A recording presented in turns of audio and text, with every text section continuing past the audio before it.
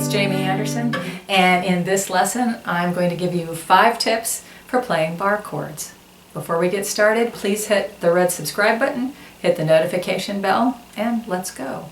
Tip number 1, start with open chords. If you're just starting out on the guitar or if you haven't been playing very long, master the open chords first. Do not try bar chords. Here's an open chord, here's another one.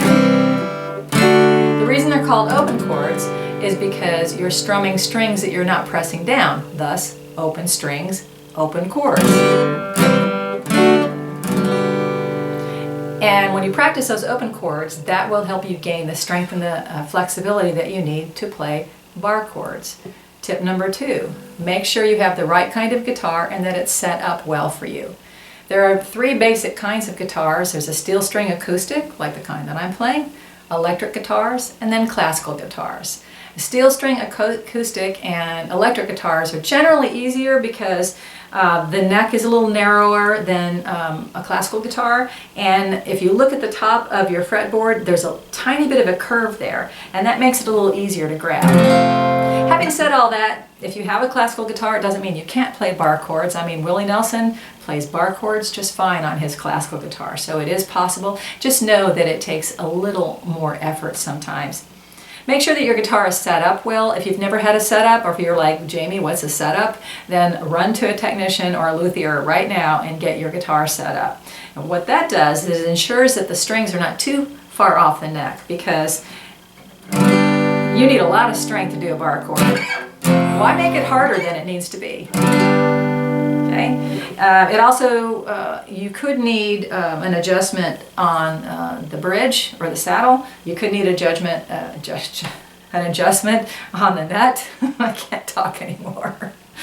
There's all kinds of things that you can do to make it a little easier to play. Also, look at the string gauge. If you're playing a guitar with heavy gauge strings, you might want to get lighter gauge strings, and that will also make your bar chords a little more accessible.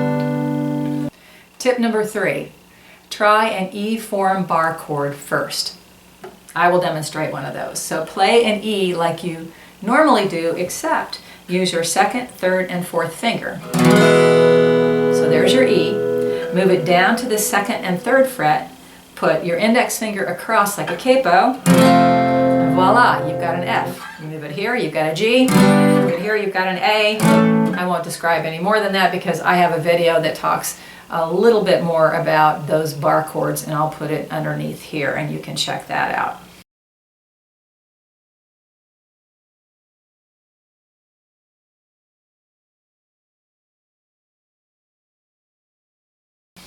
You can also discover the whole family of E chords. So if you're playing an E7 this way, and I'm using my 2nd and 3rd finger here, again moving it down and putting my finger across, voila, F7.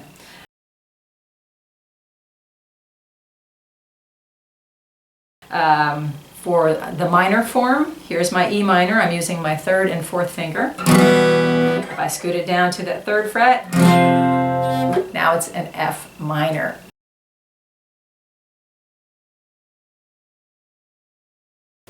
Watch what your fingers are doing. So, like I've mentioned before, there's a little bit of a curve to my index finger. And don't worry about putting it exactly in the middle of the fret. You'll notice that when I play bar chords, I'm kind of sitting on top of that metal bar. As long as you can get a fairly decent sound, it doesn't matter if you're on top of that bar. It's still going to sound pretty good. Of course, it depends on the size of your hands and your guitar. Also, make sure that there's a little bit of a slant to your fingers. Okay? If you try to come directly from the bottom, you're going to twist your wrist in a weird way, and you're not going to be able to have the strength to press down. Now, don't pull your thumb up when you play a bar chord. You're going to crash and burn. Pull it back. And my thumb is about in the middle of my neck. I'm going to turn to see if I can show you. See where my thumb is? Okay, that's going to give me a little more leverage than if I did this. In fact, I don't even think I could play a bar chord up that way. So, this leads me to tip number 4. Do not play a bar chord and then play each string to make sure each string is always clear. Do not do this.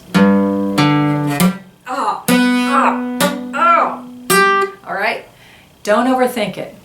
Get your fingers to the right place and then move on, because the more you play it, the stronger your fingers are going to get and the more flexible they're going to get, and it's going to be a lot easier to play that chord.